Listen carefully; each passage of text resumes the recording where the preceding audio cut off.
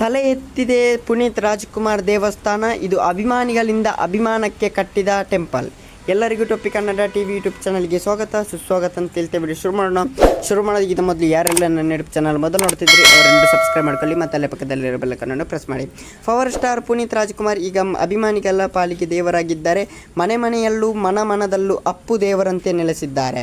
ಮಹಾಲಯ ಅಮಾವಾಸ್ಯೆಯಲ್ಲಿ ಅಪ್ಪು ಅಭಿಮಾನಿಗಳು ಪುನೀತರನ್ನು ನೆನೆದು ಪೂಜಿಸಿ ಆಶೀರ್ವಾದ ಪಡೆಯೋ ಅದೆಷ್ಟೋ ಉದಾಹರಣೆಗಳು ಸಿಕ್ಕುತ್ತವೆ. ಇದೀಗ ಇಲ್ಲೊಬ್ಬ ಅಭಿಮಾನಿ ಪುನೀತ್ ರಾಜ್ಕುಮಾರ್ ದೇವಸ್ಥಾನವನ್ನೇ ಪ್ರತಿಷ್ಠಾಪಿಸಿದ್ದಾನೆ. ಹಾಗಾದರೆ ಅಪ್ಪು ಟೆಂಪಲ್ ಎಲ್ಲಿದೆ, ಹೇಗಿದೆ? ಕನ್ನಡಿಗರ ಪ್ರೀತಿಯ ರಾಜರತ್ನ ಪವರ್ ಸ್ಟಾರ್ ಪುನೀತ್ ರಾಜ್ಕುಮಾರ್ ಅಭಿಮಾನಿಗಳನ್ನು ಮನೆ ದೇವರು ಅಂತಲೇ ಕರೀತಾ ಇದ್ದರು.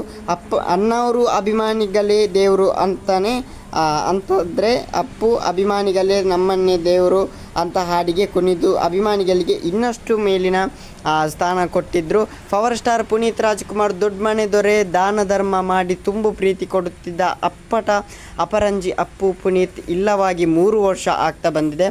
ಅಪ್ಪು ನಮ್ಮನ್ನೆಲ್ಲ ಅಗಲಿದ್ರು. ಈಗ ಪುನೀತ್ ರಾಜ್ಕುಮಾರ್ ಅಭಿಮಾನಿಗಳ ಪಾಲಿಗೆ ಅಕ್ಷರಶಃ ದೇವರಾಗಿದ್ದಾರೆ. ಪುನೀತ್ ಹೀರೋ ಗುಡಿ ಗೋಪುರಗಳು ಲೋಕಾರ್ಪಣೆ ಆಗುತ್ತಿವೆ.